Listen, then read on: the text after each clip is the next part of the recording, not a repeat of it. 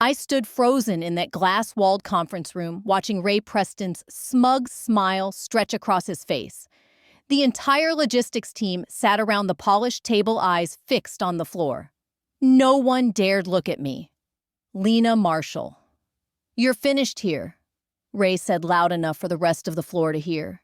His voice practically sang with satisfaction.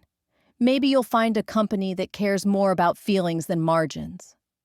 My heart sank. After 7 years at Sunland Materials, this was how it ended, because I refused to sign off on his latest shortcut, a supplier swap that would have violated multiple safety codes.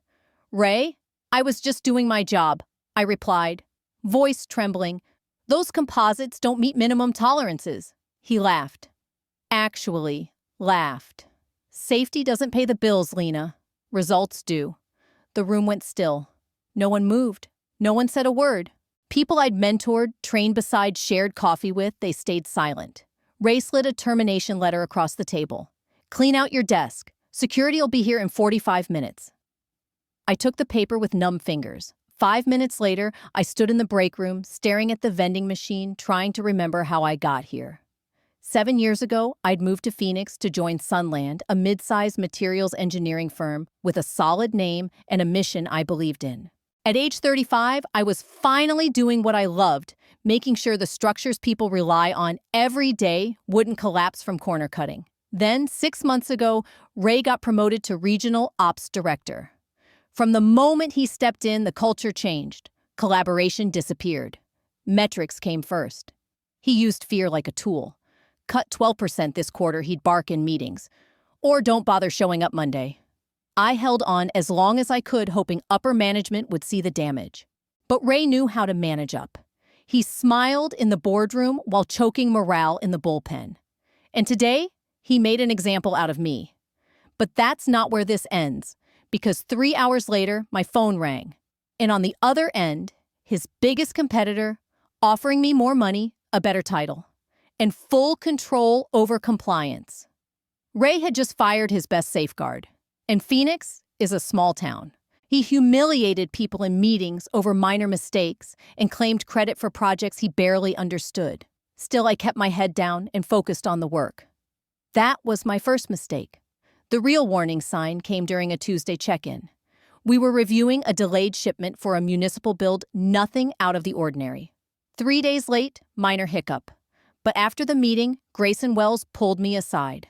His smile was polished, but his eyes were ice. "Lena, I need you to adjust the logs. Just shift the date forward, say it arrived on time." I stared at him. "That's not accurate. The city already confirmed the actual delivery." "They don't read every line," he said smoothly. "They trust us.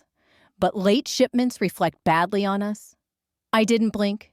"It's not just bad optics. It's falsifying a report." He leaned in slightly, still smiling. "It's business, Lena. Be flexible." I didn't change the logs. Later that day, he caught me by the coffee machine. His voice dropped.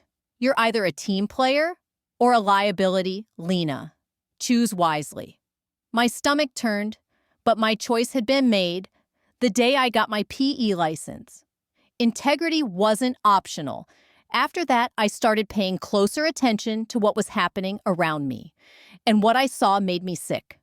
"Watch yourself around Grayson," my coworker Melissa warned one afternoon. "He pushed 2 project leads out this year, both for refusing to bend numbers." Others echoed it. People weren't following him out of respect. They were terrified. He ruled with intimidation, not vision. Then came whispers about after-hours supplier meetings. One vendor was suddenly favored despite substandard materials. Another's contract was extended even after multiple quality violations. Kickbacks, inflated bids. It all added up. I went home that night and opened a spreadsheet. Line by line, I documented every irregularity. Late-night meetings, price inconsistencies, verbal directives that never made it into emails. It started as self-protection. But deep down, I knew I was building something bigger. Grayson thought intimidation guaranteed silence. But Phoenix is small, and I wasn't just some mid-level engineer. I was the one person who refused to let him bury accountability under fear. And I wasn't finished yet. The breaking point came 3 weeks later. Grayson Wells barged into my office, slapping a stack of blueprints onto my desk. 12-story corporate hub right downtown. If we land this, Sunland's getting a major cash infusion. He leaned in, tapping a materials list with manic energy. I found a supplier that can cut our steel costs by 30%. I need your approval on these specs today. I scanned the sheets. My chest tightened. The proposed steel grades were a disaster. Too soft, too light, and absolutely not compliant for a structure that size. The moment it faced high winds, or worse, a seismic event, it would buckle. Grayson, this won't pass inspection. These materials can't support a 12-story build. He rolled his eyes. Lena, don't be dramatic. No one's checking every beam. Once it's up, it's up. I'll know. I kept my voice level. And if it fails, people die, and my signature's on it. He dropped the act just for a second. Then I'll find someone else to sign it. Fine, I said, arms crossed. But it won't be me. He stormed out. The door slammed so hard it rattled the picture frames on the wall. That was the moment the quiet retaliation began. Meeting invites disappeared. Project updates, once routed through me, were funneled elsewhere. My inbox slowed to a trickle while whispers picked up speed. Lena's becoming hard to work with, Grayson murmured to department heads. She's not aligned with our efficiency goals. Melissa showed me a group chat screenshot. Grayson had posted, "She thinks she's above the team. These types kill morale." My workload doubled overnight. Resources dried up. He wanted me to quit, to fold quietly and disappear. But I wasn't going anywhere. If you're moved by stories of courage and quiet strength like mine, hit that subscribe button and join us, because the next chapter is just around the corner, and you won't want to miss how this journey unfolds. Each snub fueled my resolve. In the restroom one afternoon, Melissa leaned in and whispered, "Don't let him win. Half the team's rooting for you, even if we can't say it." I nodded, grateful. But I knew the truth: when pressure mounts, people protect themselves. I was on my own, which is how I ended up in that glass conference room watching Grayson put on a show. He called it a strategic restructure, but it was theater. Since Lena refuses to support this project, he announced loudly, "We'll be moving forward without her. Permanently." The humiliation was deliberate.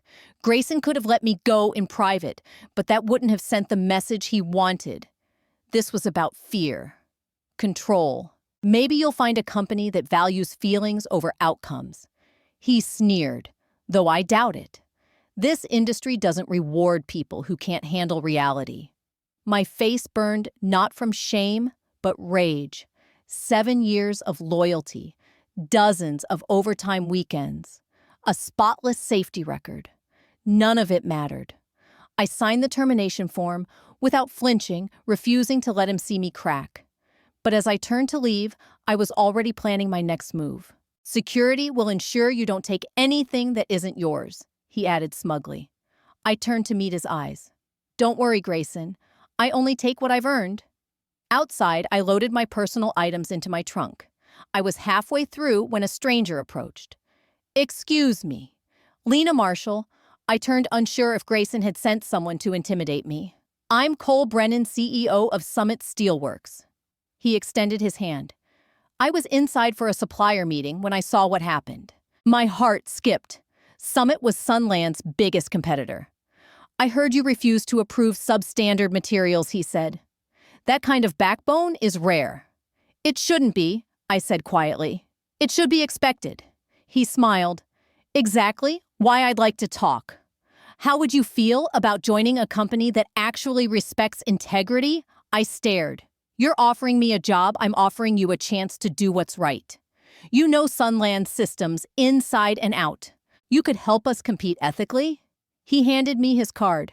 "Call me when you're ready to show Grayson what real engineering looks like."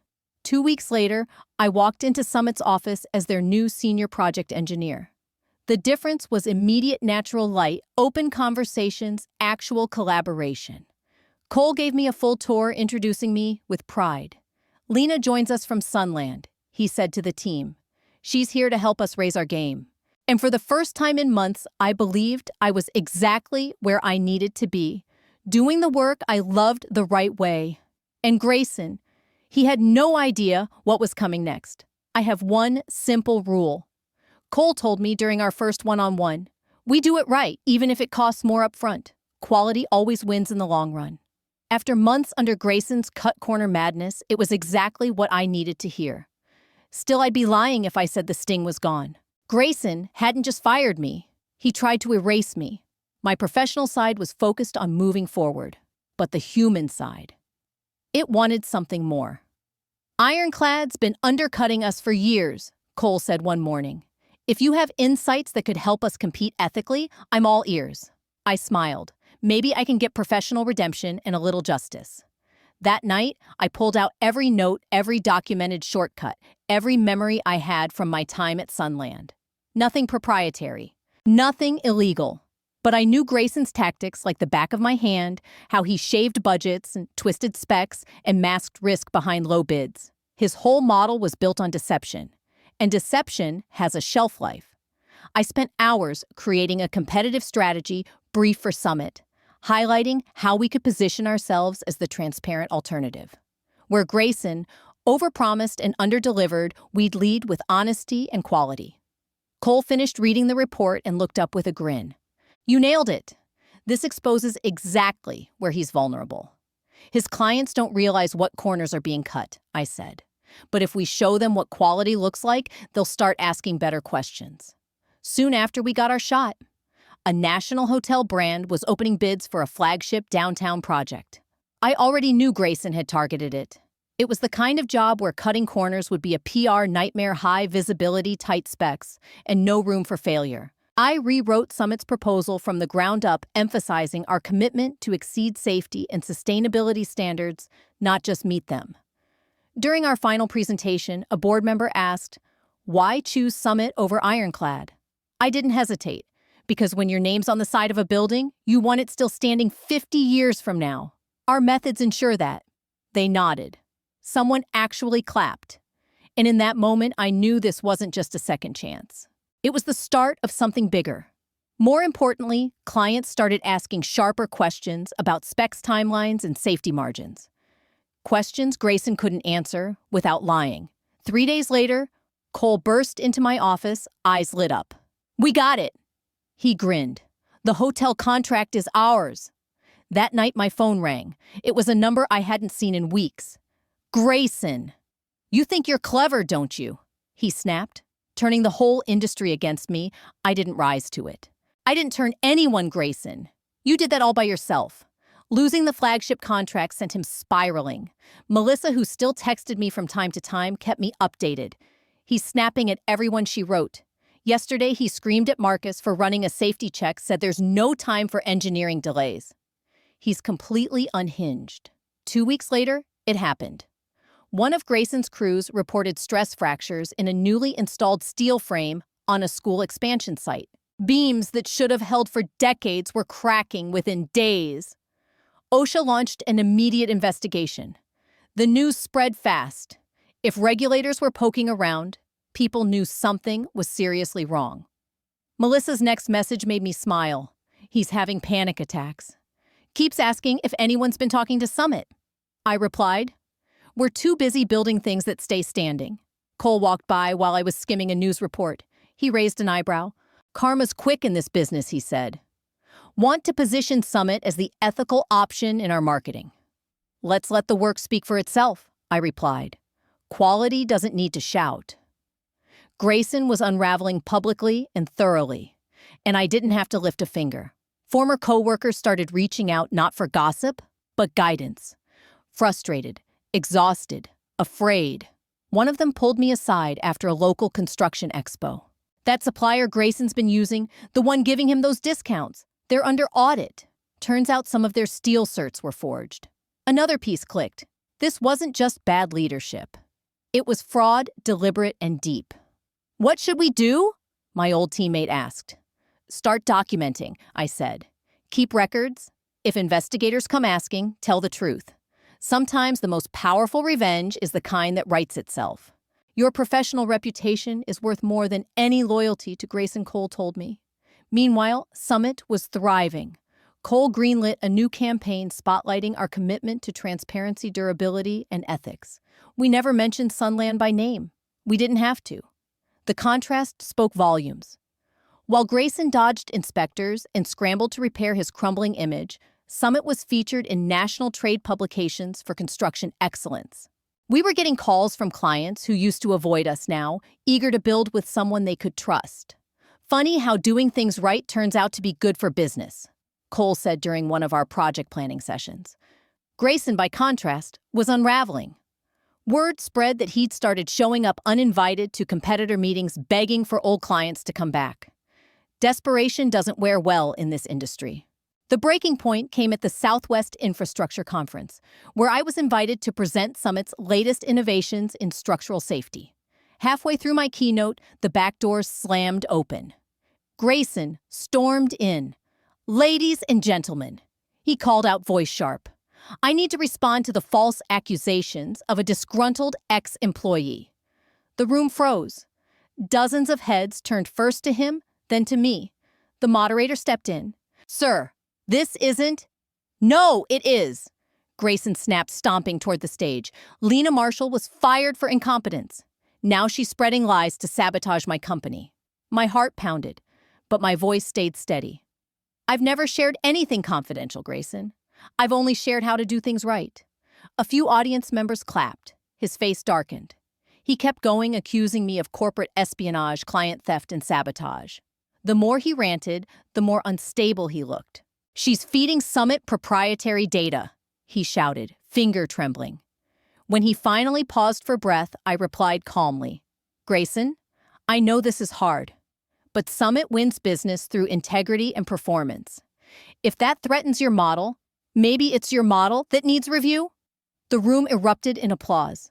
Grayson stood there flushed and breathless, surrounded by hundreds of industry peers siding with me. "This isn't over," he growled before storming out. Cole leaned in beside me. That, he said with a quiet smile, was the sound of a man ending his own career.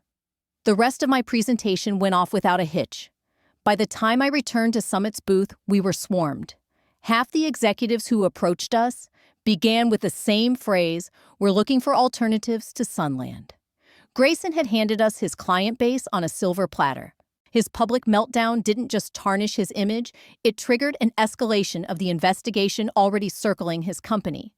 Inspectors had flagged inconsistencies at multiple sites, and now regulators were digging deeper. Then came the bombshell. Someone leaked internal Sunland emails to the construction trade press. And not just any emails, messages Grayson himself had written. Detailed instructions to substitute lower-grade materials, fast-track inspections, and keep clients focused on progress photos, not specs. "Can you believe this?" Cole said, holding up a printed article titled, "Sunland, CEO's Emails Reveal Intentional Safety Violations."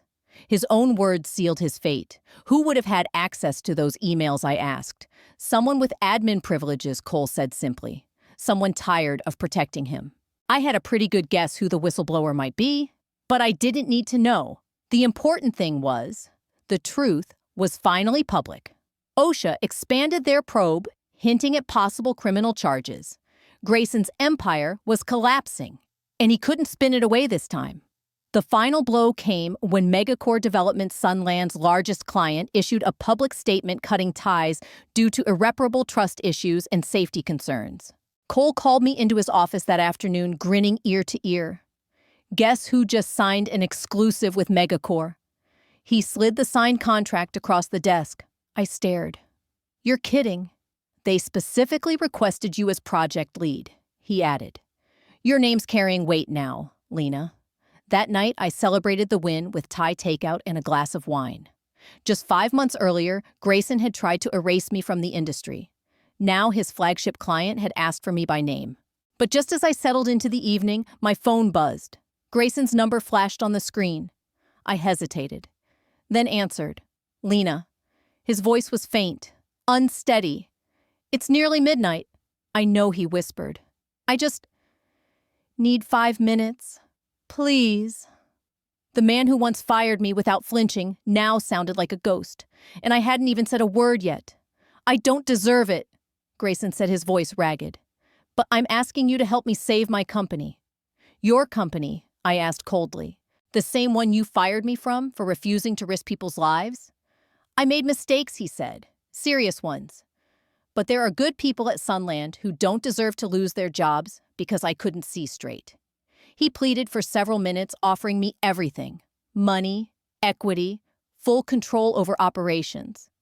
He even asked me to call Megacore on his behalf. You're the only one they believe, he said.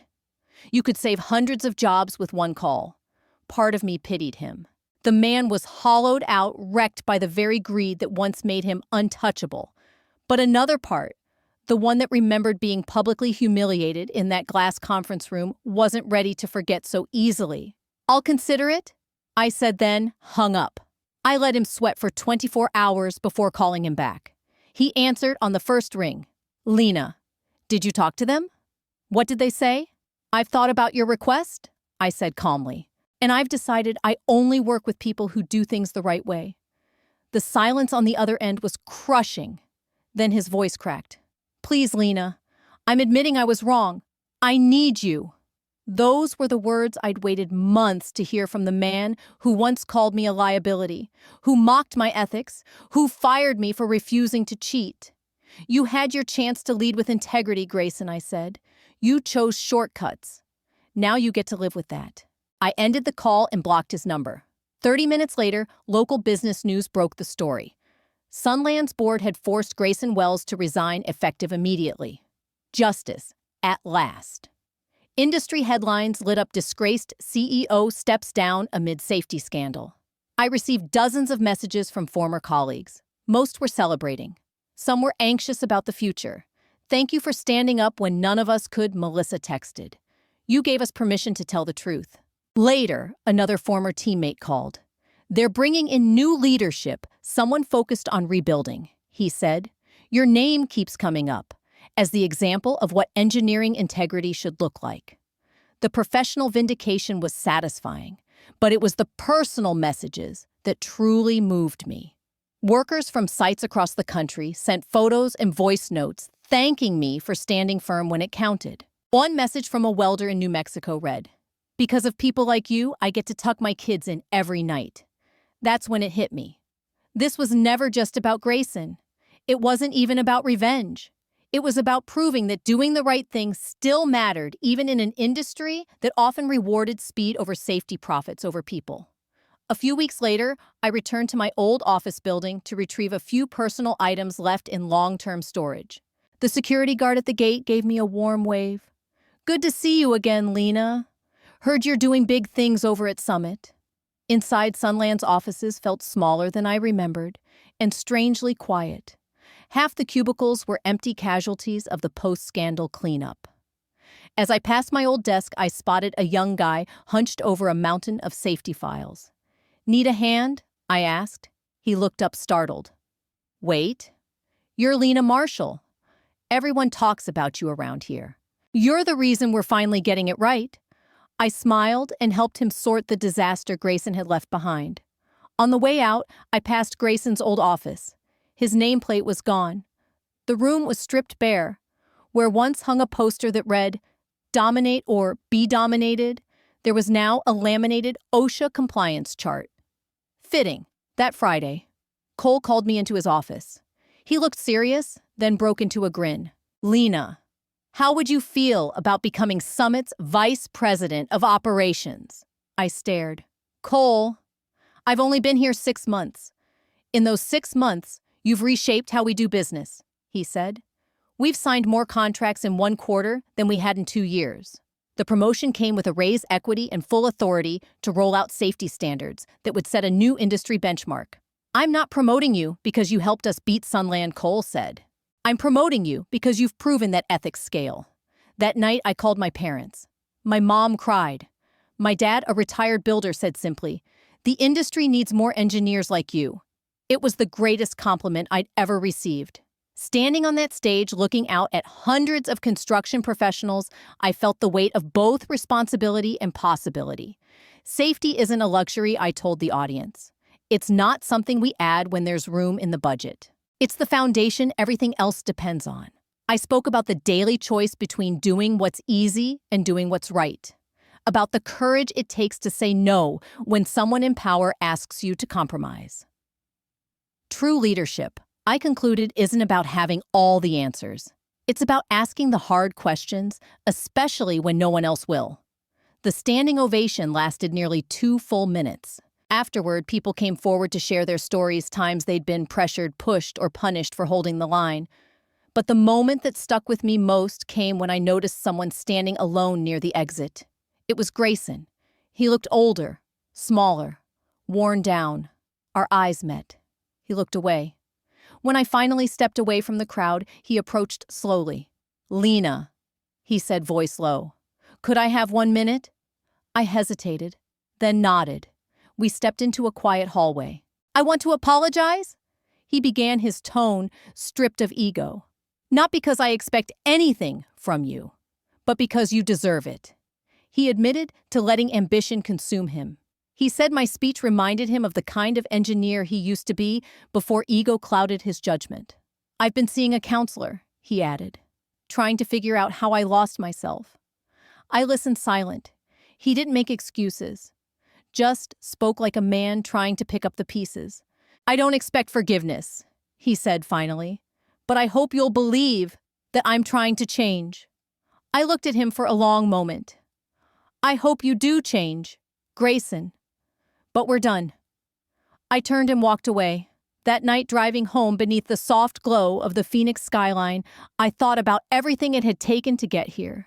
A year ago, I was just trying to do good work and stay out of trouble. Grayson's betrayal shattered that comfort, but it pushed me to discover strength I didn't know I had.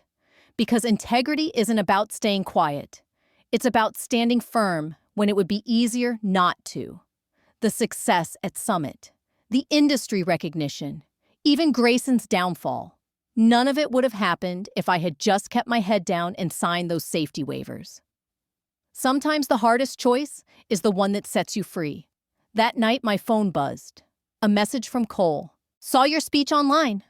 Brilliant as always." Ready to change the industry, I smiled and typed back, "Let's build something better," because that's what this story was really about. Not revenge, not proving a point, but showing the world there's a better way to do business. Grayson tried to force me to choose between my principles and my career. I chose both. I learned that the best revenge isn't tearing someone down. It's building yourself up, doing the right thing, even when it's hard. When I look back, I see the journey not as a series of battles, but as a series of choices. Each "no" I said wasn't just a refusal. It was a step toward something greater. I stood up not just for myself, but for everyone who deserved to work in a safer, fairer industry. And that made all the difference. Now, as Summit's Vice President of Operations, I get to help lead that change every day. I get to make sure that the shortcuts and compromises of the past don't become the mistakes of the future. I get to work with people who believe in quality, safety, and integrity, and I get to prove that success built on those values lasts. This isn't just my story. It's the story of anyone who's ever been told to stay silent, to accept less, to give up their values for a paycheck. It's proof that standing firm can break chains not just for yourself, but for everyone who follows. So to anyone watching who feels stuck or powerless, your voice matters. Your courage matters. You don't have to accept a system that asks you to compromise who you are. Sometimes the hardest path is the one that leads to the greatest victory. And that victory starts with choosing to do what's right. Because in the end, the right way is the only way worth fighting for. Hey, everyone, thanks for listening to my story. Standing up for what's right wasn't easy, but your support makes all the difference. If you believe in integrity and courage like I do, please leave a comment, share your own experiences or words of encouragement. Let's build a community that values doing the right thing even when it's tough. Remember, life will challenge your principles, but holding firm can change everything. Keep standing strong. If this story inspired you, please subscribe so you won't miss the next chapter of real people fighting for justice. Together, we're unstoppable.